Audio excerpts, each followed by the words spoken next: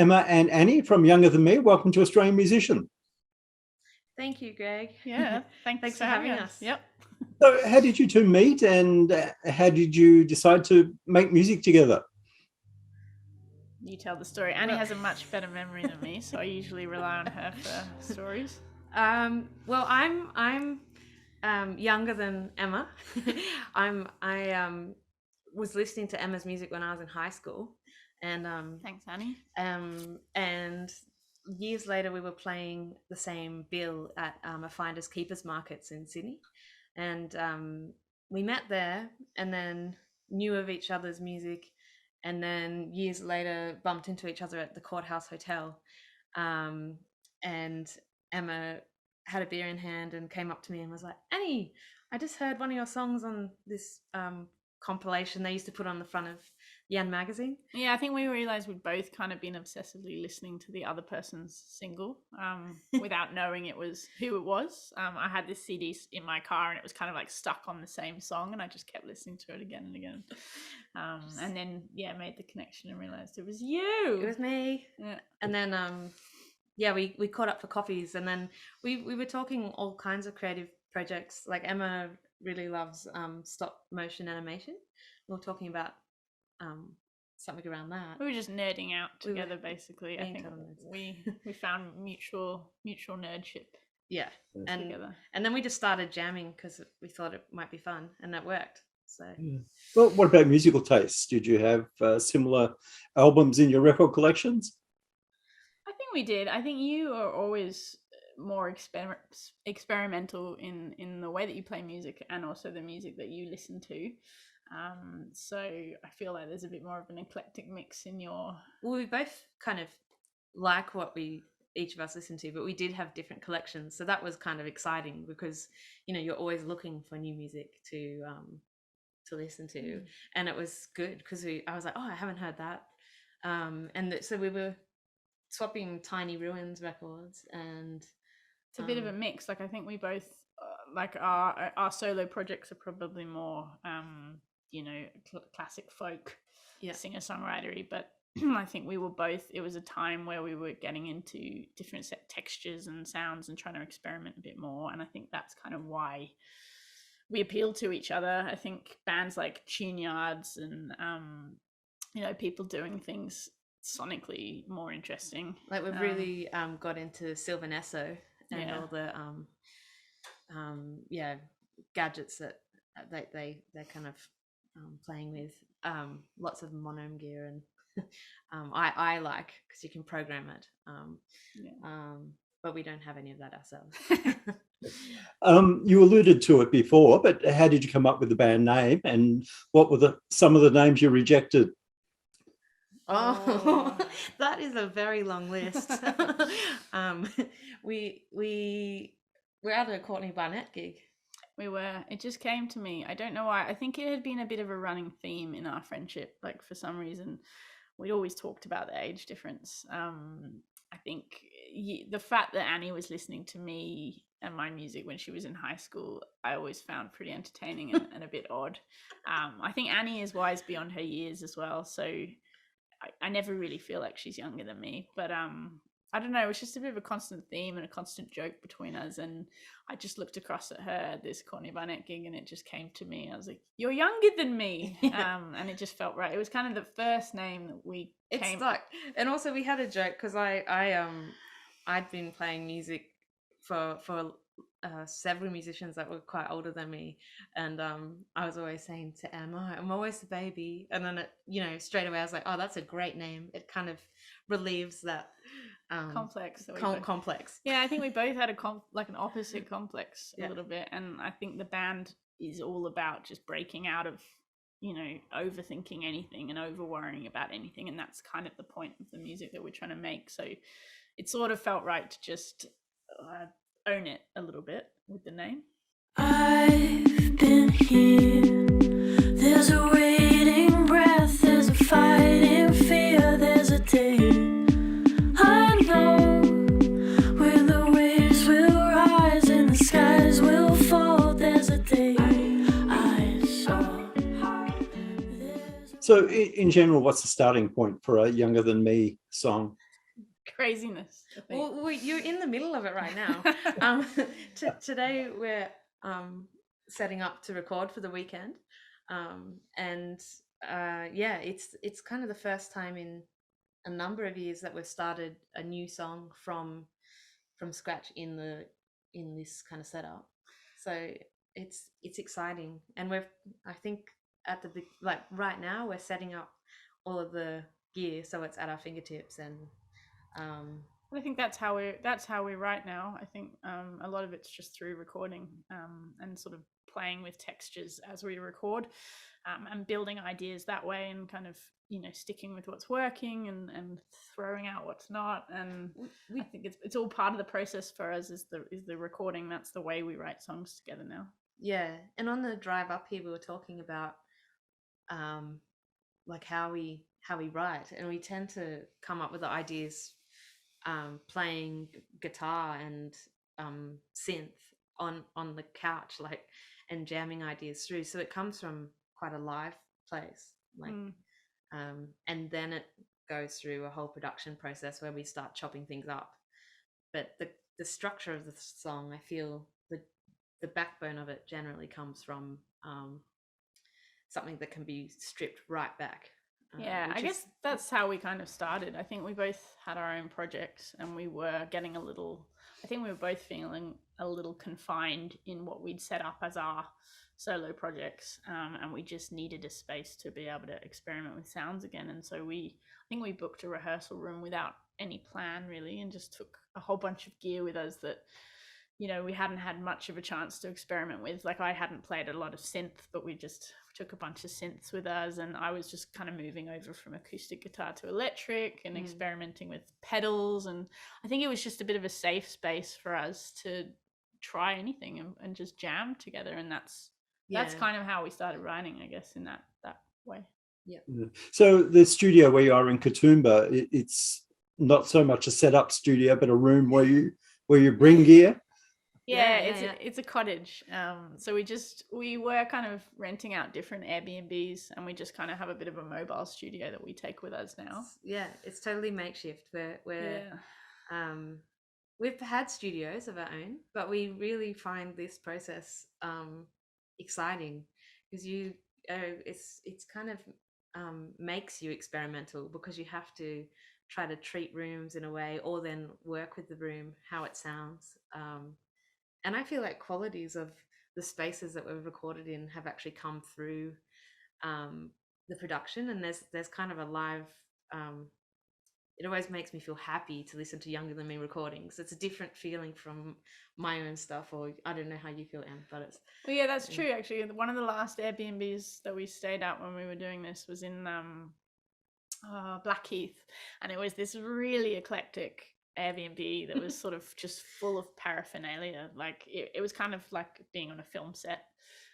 There was just trippy things everywhere, and paintings of naked women from like the 70s. And I think for some reason, it definitely reflected in the song that we ended up recording there. It sort of had this trippy feel to it when we came out. There was like every color of curtain and carpet. It was really amazing, and we it like had all of the spaces we needed. Like, we could set up a drum room and a guitar room, and we just kind of loved that, and it was exciting in that whole. Yeah, it helps with the creativity, I think. Yeah, being in a different. And we also got some great press shots. Where did you both pick up your studio skills? YouTube? Did you do classes? Did you have mentors? All of that, I reckon. I studied sound design in 2010. That was my first degree. And then Em's got a heap of gear, and you've learnt like from lots of mentors, I guess. Yeah, I think mine was kind of mainly the guitar. Like, I was classically trained, so I played classical guitar from when I was very little. I think production wise, though, it's been a lot of just trying to teach myself things. I think that's your friendship played a big part in that, because you had a little bit more of an understanding and knowledge around the production side of things, and gave me the confidence to be able to access some of that. I think we were talking about this earlier, that it's it's such a hard thing to break into sometimes, and such an intimidating thing, especially for a woman still. It often feels like you don't want to ask the dumb question in the room, or walk into a guitar store and ask something that everyone's going to laugh at you for. So sometimes it does really feel hard to break into if you're not going and doing a specific production course. So I think I relied on you a lot to kind of ask the dumb questions. And yeah, we're kind of like each other's shields a little bit. Annie's a great Googler and a brilliant YouTuber, so I often ask you something if I can't figure it out myself. Yeah, and I mean, I'm just thinking now, when I met Emma, I was working as a assistant technician for Lachlan Mitchell, who did all of the Jezebels, and like that I was still trying to work out whether I wanted to be a sound engineer. So I had I think I had more confidence then to be behind a big studio desk, but I've always kind of liked experimenting with our setups and something a little bit more I don't know, it's like an octopus with lots of limbs. Yeah. And Am was always like, you can do it, because I a bit of that is confidence and being around lots of dudes really who were like, I was also suffering from that, like not feeling like I could ask that question because I should know, or and then I kind of got the confidence to be like, oh no, I can ask that question and I'm happy to make a fool of myself several times in a row. I think there's just a bit of a snobbery still that happens, and I think hopefully it's getting slowly phased out, but a bit of a snobbery around like asking someone what guitar pedals they have on their pedal board, or I think sometimes you just don't feel like that's the cool thing to ask. And if you don't ask, or someone doesn't show you, or you don't happen to have someone that's a friend that's doing those things, it's really hard to educate yourself about it. But I think I also was lucky enough to I was kind of doing some demoing at home and feeling like I needed a bit of a separate space to work in, and I was lucky to kind of fall into a conversation with a friend who was looking for the same thing. He was a sound engineer, also looking for a space to kind of put all his instruments and production gear. So we ended up getting a little shared space together, and he kind of taught me a bit of a basic setup, and we just both had a room to experiment. And that was a great space. It was off the side of a joinery, so there's like this amazing smell of wood.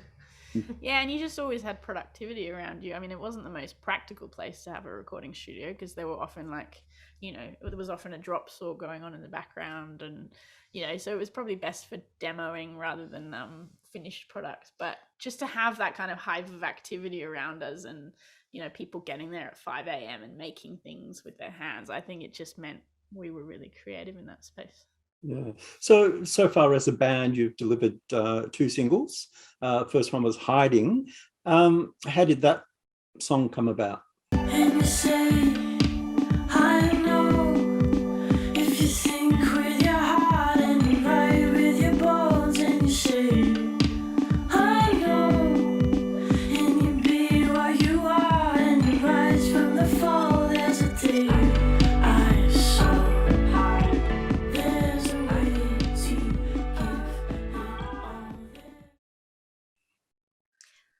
Well, Hiding was the first song we wrote together, I think, or one of. It was the first one we sort of wrote in the studio. We had a very basic idea, I think, a guitar riff, and maybe I think we had a drum machine. We had a drum machine, and I had a microcorg at the time, and we had a sound sorted, and the melody. Like, oh no, we didn't. No, we didn't. We got in the studio and we just kind of pressed record and ran with what we had, and we just started singing layers over it. And that was the interesting thing with this, because we didn't have a chorus, so we rolled the mic and we went, let's just both go for an idea at the same time, and we ended up keeping those 2 lines. Yeah, I think we put ourselves in separate tracking rooms. We were at a friend's studio. Annie was in another room, but kind of looking through the window at me. And we both had a vocal mic, and we just kind of went for it. And we found that we both sung very different melodies, but they kind of weaved around each other and together in a way that worked. So we kept it. I think we finished it in a day.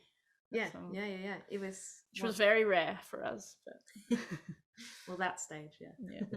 yeah. And the second single, Hallucination, Yes. was that created in a different way, similar way? Yeah, no, there's a handful that like will write the melody and the chord structure. And then this one, Hallucination, I had written the chord structure and the lyrics. So I went home, and we'd just been rehearsing something, and then I pulled out my microcorg and just had this idea, and I wrote these wacky lyrics for Hallucination, and then the next week took them back to Am, and then we workshopped it, and then it kind of evolved texturally into this whole other thing. But yeah, it was a little bit different. I think there's some songs that kind of lean a bit more towards me because I've had a bigger part of the melody writing, and then there's some songs that lean more towards Annie, and then there's some songs that we literally sat down together and just pressed record and sang and have completely written in that moment together. And I think you can tell, and that's what we're trying to do with the release. Like we released one that was a little bit more me, one that was a little bit more Annie, and then one that is a taste of us, very combined. So we're just trying to give everyone a sense of the flavors, the textures of us. Are you good at knowing when a song is finished? I think we're getting better at it. I think what's helping is we've got someone else, Matthew Neighbour, who is Australian but is living in LA. He is mixing our tracks and mastering our tracks for us, and I think that is really useful just to have that third person there. We can send him things through when we feel like they're finished, and he can tell us if he thinks something's missing. It gives us the chance to just kind of, I think, let it go a bit more easily. I think if we were mixing as well, we'd probably never give ourselves that distance from the track that we need. Yeah, and it adds some time in there to gain some perspective. But I do think that we know what we don't like. Yeah. And that's been apparent in our whole process. So these songs have been workshopped through several different kind of lives, but they, in terms of like the core sound of them and the structure, that's all been pretty similar. It's just been the treatment of those sounds and kind of the mix, really. And Matthew has just been amazing at really understanding straight away what we're trying to do, and so he just kind of took the reins. So I don't know whether we've really ever had any qualms with what we've got back from Matt. No, I think from day dot we've felt that he understands what we're trying to achieve with the track, and it can be pretty hard to understand sometimes, I think, because they're pretty wacky, some of these tracks. Here's 80 layers of like 2 seconds. And so I think we probably keep surprising him with every track that we send through, but I think he quickly gets what we're trying to achieve, and you can hear that he just has an amazing ability to take what we've done, see what we're trying to achieve, and just kind of boost it to the next level of what we're trying to get. I think listening back to his first mix is just always the best. Yeah, we're always like, the best thing ever. It's back, and we're like messaging each other. Yeah, very rarely would we get it back and go, oh my gosh, what has he done? Because he seems to get it straight away. Sorry, you gave me a very long list of gear that you use. I don't know how you accumulated all of this stuff, but I'll start with you, Emma. You play a Telecaster, which is a very specific sound. Why did you go for the Tele? I think Annie was a big part of that, but like I said, I started guitar when I was about 6, and on a nylon, a classical guitar. So I finger pick a lot, and have always finger picking has always been a big part of the way I play. And I kind of progressed onto an acoustic guitar with my own solo music, and I think I was reaching a point where I just dynamically didn't feel that I was getting enough out of my guitar, especially performing live. I was just getting bored, to be honest, with the sound of the acoustic. And I met Annie around that time. Annie had a Telecaster, but I just found it was a guitar that I can still fingerpick. I can get a really clean, tight sound with it, and it just doesn't add too much grunt. But then also dynamically, I can add a lot of dynamics to what I'm doing with a telly. Like, I just think it's got a lot of potential for many different sounds, and then also experimenting with pedals as well. You can get a completely different sound again. But, yeah. You've also got listed quite a few synths. Do you prefer playing around with synths or guitar?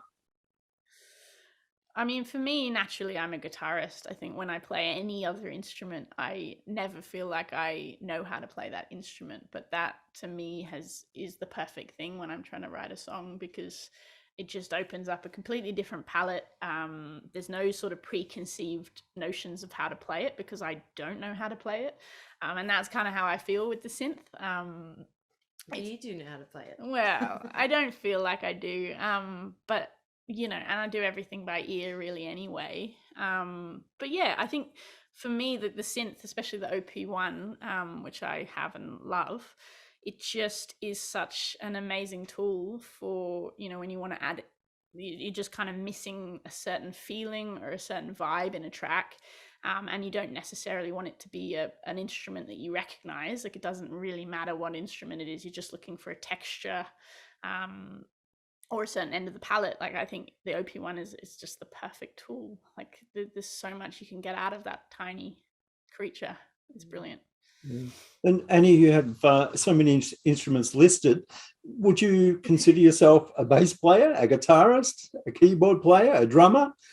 Oh, I What's don't your main consider instrument? myself. I like playing lots of things. Right now, I'm not a drummer, but I'm enjoying playing the drums. I like do that to de-stress. But I did that during lockdown. I'm sure my neighbors love me. I actually learned saxophone as a child. So I've got an alto sax, a Yamaha student edition, but it was made in Japan. So it's got this. I used to work for a saxophone store, actually, and I nerded out about saxophones and mouthpieces, and so I always kind of hear melodies in that way. They're quite cheesy, actually, and then and then Emma tames me. But I think that my next instrument was guitar. So I used to play lots of John Butler and Xavier Rudd, and I loved Laura Marling in high school. So I had a Cole Clark Fat Lady, and that kind of was my workhorse. And then, similar to Emma, when I started playing with my band in Sydney in like 2010, 2011, I was playing telly. But yeah, I probably now would go to guitar to write a song, but I've ended up playing more synth in bands. So, I'm not really answering your question. I just kind of love playing with sounds. Like, I often get asked to play with bands when someone's away, and I will fill in. And I think I'm always freaking out because there's so many notes I have to remember. And You're saying you're not a session guitarist. Yeah, I'm not a session guitarist, but I can make the sounds. I think we both think in sound, we think in texture rather than instrument. So, and I think that's why our songs have ended up such kind of layered beasts, because that's how we come at them. We need something deep in this point that's going to lift the whole song and swell around you, rather than going, I think we need to add some bass at this point. But it is funny, like, I feel like I'm very specific about what guitar I want, and so are you. Like, it's like, oh no, we can't use the acoustic right here, we need some telly, or we can't we need this. It's you kind of know the library of textures, and I think that's part of why I like having lots of instruments. Is that there's quite your toolkit. It's like a toolkit, Yeah. palette. So when it comes to playing these songs live, is that going to be difficult to sort out? Yes, definitely. I think it's something we're trying to work out at the moment. We're going to give ourselves time to. I think neither of us would be happy getting on stage and essentially putting on a backing track or feeling like that to the audience. So I think whatever we do, whether we go big band or just the two of us, I think we want to make sure that we're emulating the same feeling and energy from the record, but I don't think we would be able to reflect exactly the sounds and instruments that we've used, and that's okay. I think I'm sure we would use some sampling, but live sampling, and I'm confident that we will be able to get something close, but that's part of playing live and the excitement of it, that it's not the recording, it's something. It can be, it is, but it isn't. We might just need a little help from our friends. Yeah. So what's the plan going forward for the rest of this year? Well, we just a couple more singles. We have some more singles, and then some more next year. And I think in the background, we're just trying to keep doing this, keep coming to the mountains or hideaways, and keep recording new tracks, so that essentially when people have heard us, and if they like us and want more, that we're kind of ready with a bit more of a collection by that time. We spent a lot of time writing and recording. Like we've been doing this project together for many years, but we haven't released anything. But part of it was like, when we said go, we wanted to be ready to say go. So we've really tried to plan out how we get music to people's ears. I think that's important for us as well, because we both have so many other things and other projects, day jobs, studying, lots of things going on at the same time. So really for us, we felt when we pressed go, we needed to kind of have lots of things in place, and but it's exciting. It is. It's really nice to have it out finally. Well, good luck with your session this weekend, and we look forward to hearing what Younger Than Me come up with next. And thanks for joining us. Thank you so much. Thanks for having us, Greg. Thanks, Greg.